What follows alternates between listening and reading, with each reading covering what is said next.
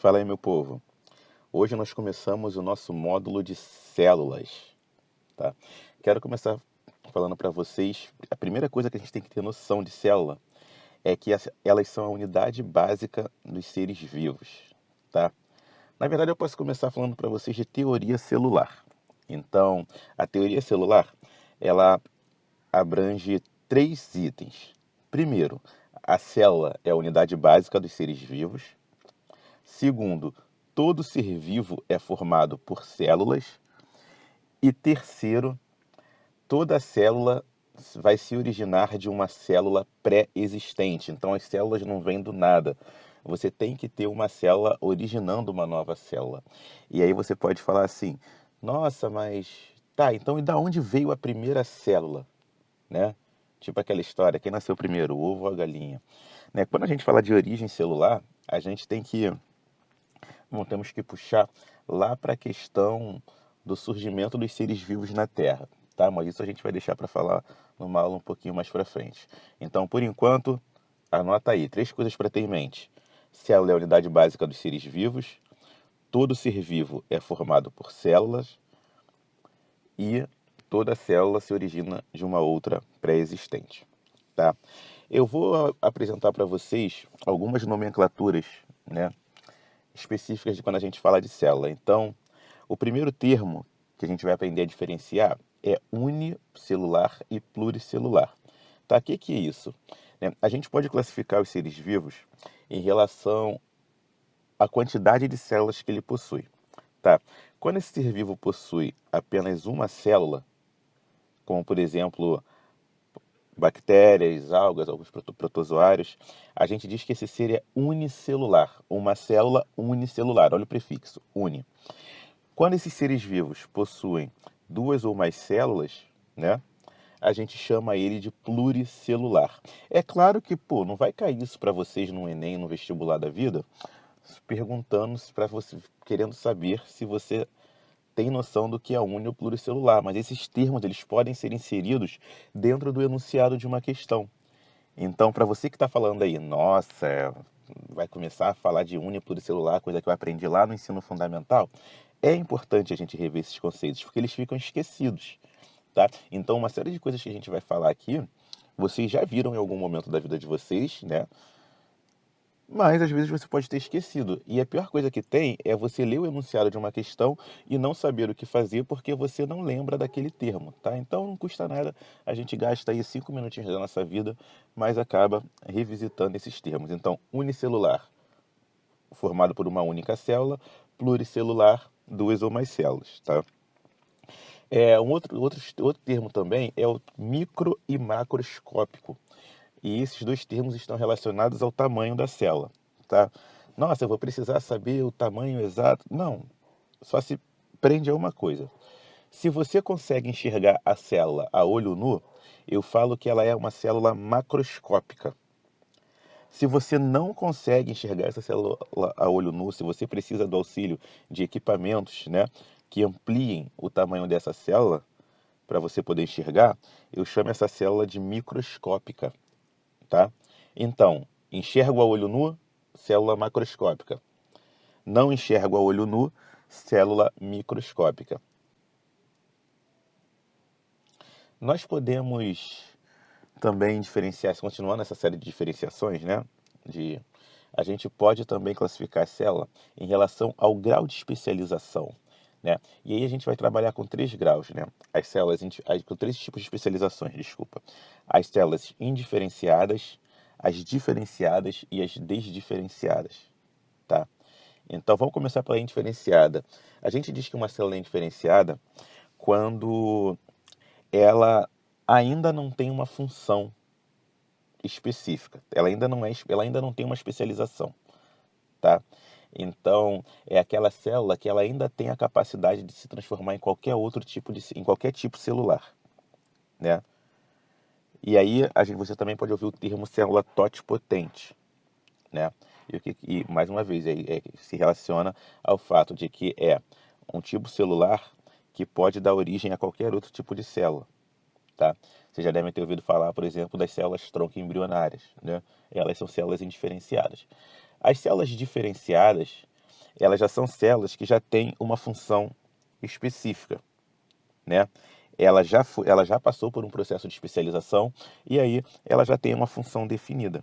Então, por exemplo, como a gente botou aqui, pode ser uma célula do fígado, uma célula do músculo, né? Ou um neurônio, que é uma célula nervosa, tá? Boladona, né? Então, essas células a gente chama de diferenciadas. Já as desdiferenciadas, elas estão relacionadas a algum evento que ocorreu e aquela célula que era diferenciada perdeu a sua função, deixou de ser especializada. Então, quando isso ocorre, a gente diz que é uma célula desdiferenciada, ou seja, aquela célula que tinha uma função e por algum motivo, por exemplo, por uma mutação, ela perdeu a capacidade de cumprir sua função, né? Como exemplo, a gente tem as células cancerígenas, tá? E agora o bicho começa a pegar, tá? Então, foquem muito bem, foquem bastante aqui, tá? Nesse momento. Então, a gente pode classificar as células, tá? Em relação à sua evolução, né? Então, nós temos células mais primitivas e vamos dizer que nós temos células mais moderninhas, tá? Quando as células mais primitivas, elas são as células procarióticas, tá? E nós encontramos esse tipo de célula em bactérias, cianobactérias também. E isso aqui é muito importante. Deixa até eu dar um zoom aqui para a gente poder falar da célula procariótica, porque normalmente, gente, questões relacionadas a isso, eles pedem muito, eles querem saber duas coisas. Se você entende, se você consegue olhar pro desenho, né, pro esquema de uma célula e falar se ela é procariótica ou eucariótica, e se você também tem a capacidade de diferenciar esses dois tipos de célula. Tá? Então, assim, eu não vou ficar prendendo vocês a tudo, meu Deus, certinho que tem, mas sim nas diferenças de uma para outra, para você poder, quando olhar, ter noção de que uma é uma e a outra é a outra. Ficou estranho isso aí, mas tudo bem. Então, vamos lá, olha só. A célula procariótica, eu elenco algumas características principais. Então, primeiro, a primeira coisa que você repara quando você olha para ela é que ela possui parede celular. Tá? Nesse esquema está sendo chamado de membrana esquelética, mas risca isso aí e bota na sua cabeça parede celular, porque é o termo que mais aparece nas provas. Tá? Então a gente tem uma parede celular em volta ali da membrana dessa célula. Né? Célula procariótica não possui núcleo. De novo, não possui núcleo. Não, Irapuã, mas eu li no livro, né, que dizia que possui um nucleóide. Sim, tá? Mas para facilitar, vamos levar em consideração que ela não possui núcleo.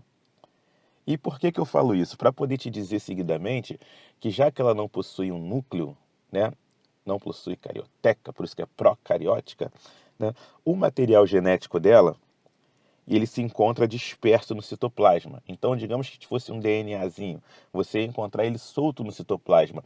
E por que que essa é uma característica legal de falar?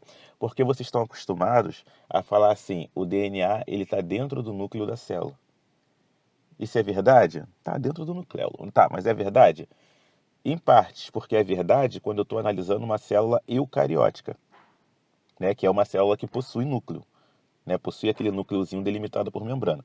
Mas quando eu olho para a procariótica, elas não possuem núcleo delimitado por membrana.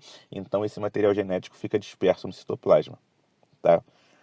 Células procarióticas, como eu falei, são células mais primitivas. Né?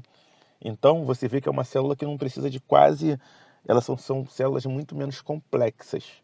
Então você tem, como eu falei, você tem ali a parede celular, você tem o material genético disperso dentro da célula, você tem ribossomos, é importante lembrar ribossomos, né? Você até tem também ribossomo na célula eucariótica, só que o ribossomo da célula procariótica é diferente, tá?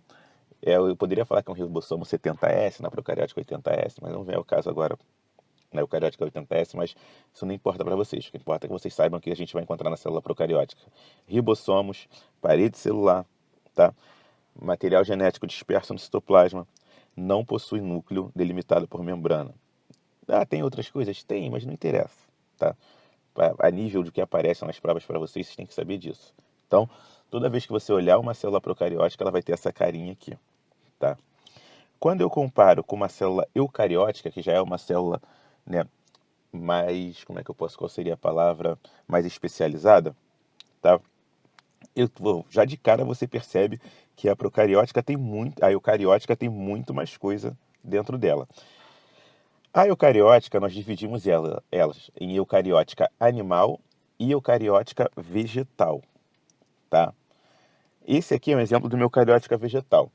Então, já começa que quando você olha para dentro dela, olha a quantidade de coisas que eu tenho dentro. A gente tem ribossomos, a gente tem N outras organelas membranosas, como mitocôndrias, cloroplastos, complexo de Golgi, vacúolo, tá?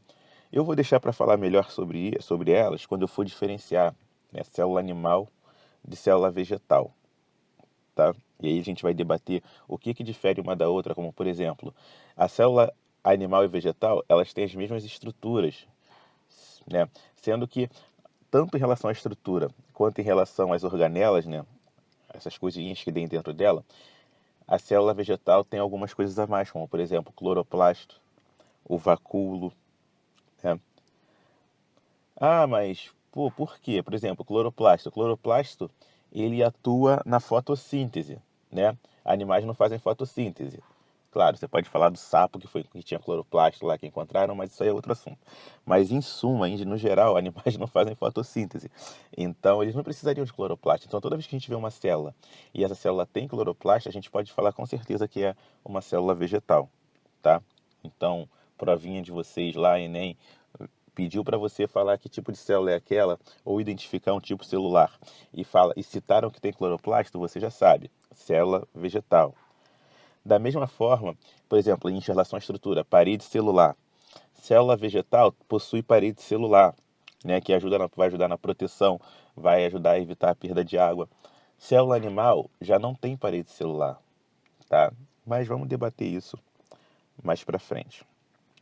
Agora, uma coisa básica que toda célula tem, por exemplo, é a membrana plasmática, né? Vocês devem lembrar que lá na escolinha da tia, lá no início, a tia desenhava um ovo, né, um ovo frito e falava: aqui você tem membrana plasmática, citoplasma, né, onde seria a clara, e o núcleo da célula, que seria a gema. Mas hoje eu acabei de falar para vocês que nem toda célula tem núcleo.